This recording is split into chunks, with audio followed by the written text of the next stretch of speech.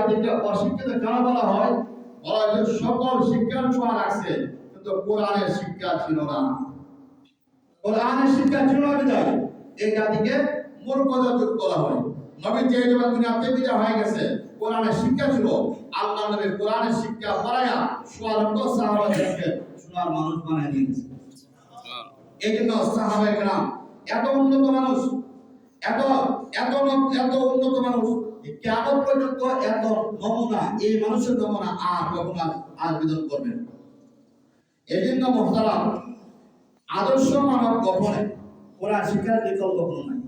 কোরআন শিক্ষা না থাকার কারণে সর্বোচ্চ সাহিত্যপূর্ণ শিক্ষা থাকার পরও যুগটাকে আমরা বর্তমান যুগে আইএমএ জাহাজত বলা।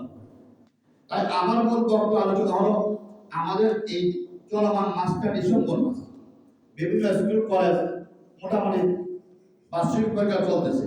একটা গ্যাপ থাকে, লম্বা একটা গ্যাপ থাকে, 20 বছরের গ্যাপ থাকে। আপনারা চাইলে কোরআন শিক্ষা গ্রহণ করতে পারেন। আর আমরা যে মুমিন, ইমানের পাহারাদার দেওয়া দরকার। আল্লাহ সুবহানাহু 3 জিনিস ইমানের পাহারা হবে। এক নম্বর তিলাওয়াতুল কোরআন। যে নিয়মিত কোরআন তেলাওয়াত করবে তার ঈমান সর্বদাই পাহারাদার থাকে, কখনো ঈমান হারা হবে হতে পারে না। ঈমান এত গুরুত্বপূর্ণ যে আমরা যখন এক মুহূর্ত অক্সিজেন ছাড়া চলতে পারি না, কোরআন ছাড়াও চলা যাবে না, ঈমান ছাড়া চলা যাবে না। এক মুহূর্ত ঈমান হারা হওয়া যাবে। আল্লাহ রাসূল বলেন, তুমি যদি কোরআন শিখতে না পারো আর যদি বলো আমি কোরআন পারি না, সবচেয়ে বড় তত্ত্ব শিখতে কোরআন শিখতে পারলা না। কিতাবের এখানে হাসরের মাঠে আল্লাহ তাআলা জিজ্ঞাসা করবো, তুমি কোরআন শিখতে পারছো? যে আমি কোরআন শিখি নাই। তখন আল্লাহ জিবরাইল তার জীবনের তত্ত্বগুলো খোলাও।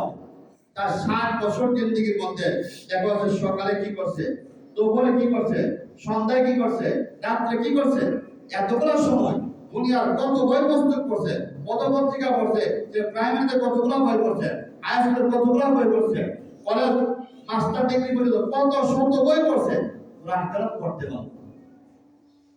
আজ 60 বছর জীবনে, 70 বছর জীবনে আমরা কত কিছু শিখলাম, কোরআন কেন শিখতে হবে? এই জন্য কোরআন শিক্ষা মহান কঠিন কোনো বিষয় না, যে কেউ চাইলে শিখতে পারে। অনেকেই বলতে পারেন যে আমরা বুড়া হয়ে গেছি, বয়স বেশি হয়ে গেছে, কেমন শিখবো? না ভাই, সাহাবায়ে কেরাম 100 বছর বয়সে মুসলমান গ্রহণ ইসলাম